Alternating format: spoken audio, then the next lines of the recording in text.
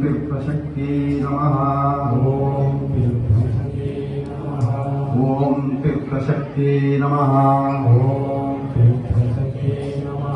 ॐ तीर्थशक्त्यै नमः। ॐ तीर्थशक्त्यै नमः। ॐ तीर्थशक्त्यै नमः। ॐ तीर्थशक्त्यै नमः.